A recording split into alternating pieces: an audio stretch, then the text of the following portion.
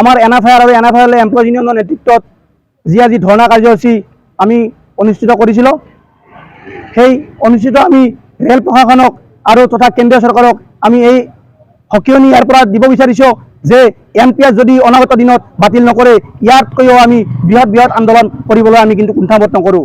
সেয়েহে আমি আপোনালোকে যদি চাওক, আমি নিৰ্বাচন কৰি তেখেতসকলক আমি শাসনত বহুৱাওঁ, তথাপিতো কিন্তু তেখেতসকলে 5 বছৰ শাসনৰ গাদীত বহি যদি চিৰজীৱন তেখেতসকলে পেঞ্চনৰ অধিকাৰী হ'ব পাৰে, আমি কিয় নোৱাৰোঁ? আমি যদি 30-35 বছৰ চৰকাৰক তথা আমি ৰেলক আমি ইমান কষ্ট কৰি যদি দিন ৰাতি একাকাৰ কৰি নাইট ডিউটি নাইটত আমি নিশাচৰ পানী হৈ আমি যদি তেখেতসকলক মানে ডিউটি কৰি ৰেলক আমি উদ্দেশ্যে আমি যি ছাৰ্ভিচ দি আছোঁ, তাৰ কিন্তু আমাক ফলপ্ৰতি আমাক নিদিলে। তেখেতসকলে আমাক 60 বছৰ বয়সত অৰ্থাৎ বৃদ্ধ বয়সত আমাক মৃত্যুৰ মুখলৈ ঠেলি নিয়াৰ কাৰণে ব্যৱস্থা গ্ৰহণ কৰিছে।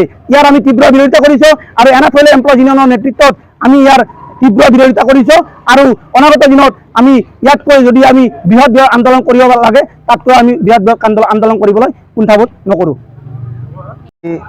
NFIL এমপ্লয়িজ ইউনিয়নে NFIR নেতৃত্বত সদৌ অল অভাৰ ইণ্ডিয়াত NPSৰ বিৰুদ্ধে আজি আমাৰ মাছ ধৰ্ণা কাৰ্যসূচী আৰম্ভ কৰিছোঁ। এই কথা হৈছে, আমাক যি NPS জাপি দিছে 2004 পিছত যিবিলাক কৰ্মৰত আমাৰ কেন্দ্ৰীয় কৰ্মচাৰী নেতৃবৃন্দ আছে, তেওঁলোকৰ পেঞ্চন নাই। কথা হৈছে, আমি 30 বছৰ 40 বছৰ চাকৰি কৰাৰ পাছতো আমাৰ যি পেঞ্চন নাই, এই পেঞ্চন আমাৰ প্ৰাপ্য অধিকাৰ, পেঞ্চন আমাৰ ভিক্ষা নহয়।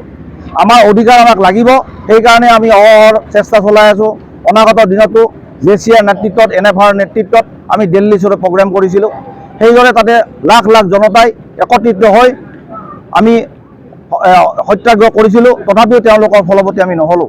ঠিক একেদৰে আমি ৰঙিয়াত 11-12 তাৰিখে আমি আৰম্ভ কৰিছিলোঁ অনশন। এই অনশন কাৰ্যসূচীৰ ফলতো তেওঁলোকে আমাক কোনো এটা ব্যৱস্থা নকৰিলে। যিহেতু আমাৰ পেঞ্চন প্ৰাপ্য, আমি 30-40 বছৰ যি কৰ্মচাৰীয়ে কৰ্মৰত কৰে, কৰাৰ পাছতো তেওঁলোকে যি অধিকাৰ, পেঞ্চনৰ যি অধিকাৰ তেওঁলোকে আমাক দিব লাগিব। যদি অগত্যাই এই পেঞ্চন আমাক নিদিয়ে, এই পেঞ্চনৰ কাৰণে আমাৰ সময়ত যি পৰ্যায়লৈ যাব লগা হয়, যদি আমাৰ ৰেলৰ চকা পৰ্যন্ত বন্ধ কৰিব লগা হয়, তেতিয়া আমি কুণ্ঠাবোধ নকৰোঁ।